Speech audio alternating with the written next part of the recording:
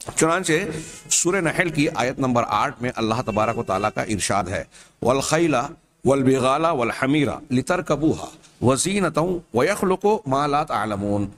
इसका तर्जुमा होगा कि घोड़ों, खच्चरों और गधों को उसने पैदा किया।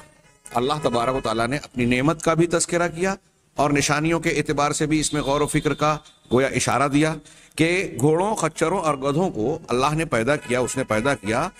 क्यों पैदा किया? ताकि तुम उन पर सवारी करो। लितरकबूहा, ताकि तुम उन पर सवारी करो, ये उनका एक फायदा। और वो बाइसे जीनत भी हैं। वजीनतन, कुरान ने कहा लितरकबूहा वजीनतन, और ये जीनत का सामान भी है। एक इंसान की दौलत, आसाइश और अल्लाह तबारक व तआला की नवाजिश का एक निशान भी बनती हैं ये सवारियां। तो जीनत का सामान भी है। कुरान में यहाँ ये दो इसके फायदे बताए गए हैं और बहुत सारे जानवरों के दीगर बहुत सारे फायदे हैं। मोटी मोटी किताबें इसके लिए कम हैं। ग़िज़ा के तौर पर, दवा के तौर पर और लिबास के तौर पर उनके चमड़े, खुर, हड्डियां और उनकी सींगें और बहुत सारे जो आज़ा के जो हिस्से हैं वो इंसान के बहुत सारे ज़रूरियात में और इस्तेमालात में आते हैं। आज के ज़माने में मेडिकल साइंस में ऑपरेशन के लिए धागा बनाया जाता है जानवरों की नसों से।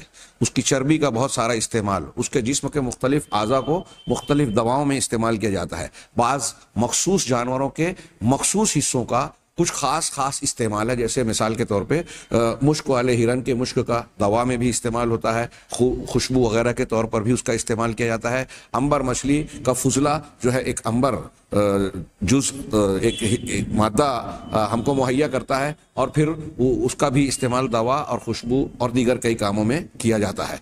ऐसे कुरान और हदीस ने न सिर्फ ये कि इनको बतौर नेमत के जिक्र किया बल्कि उनकी इफादियत की तरफ भी इशारा किया। चुनांचे यहाँ अल्लाह तबारक व तआला ने जानवरों का तस्करा करते हुए इन तीन जानवरों का जो ज़्यादातर इस्तेमाल होते थे, खच्चर आमतौर से खच्चर और घोड़ा बार बरदारी के लिए इस्तेमाल, क्या नाम है, गधा बार बरदारी के लिए, और घोड़े का इस्तेमाल तो बड़ा अजीब व गरीब है। अल्लाह तबारक व तआला ने इन घोड़ों के ताल्लुक से कई बातें कुरान में बयान की, जैसे यहाँ इस आयत में खैल का जिक्र किया। सूरह आदियात में वल आदियात ज़बहन फलमूरियात क़दहन फलमुगीरात सुबहा।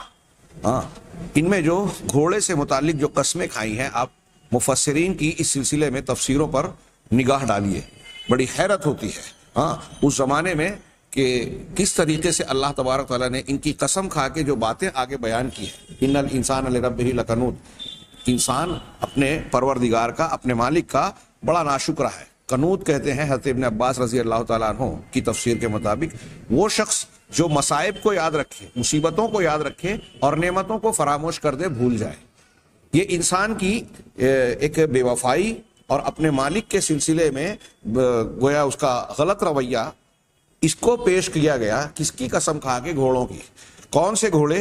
जो इंसान के महज थोड़े से इल्तिफात, पालन पोषण और उसको चारा वगैरह देने के नतीजे में उसके इतने वफादार हो जाते हैं कि जंगों में बिला तरद्दुद वो न सिर्फ खुद जो है अपने आप को झोंक देते हैं, अपनी जान की बाजी भी लगाते हैं।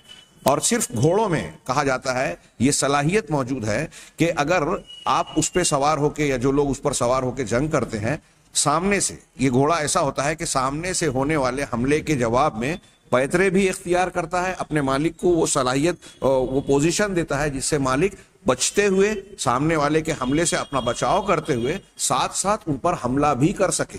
और अगर कोई हथियार, कोई चीज मालिक या घोड़े की तरफ आ रही है तो घोड़े के अंदर ये सलाहियत है कि वो अपने आप को उससे बचाने की कोशिश करता है। ये अल्लाह तबारक व तआला ने घोड़े को ये शऊर दिया, मालिक की वफादारी के साथ साथ उसके बाज़ कामों में मददगार बनने की सलाहियत।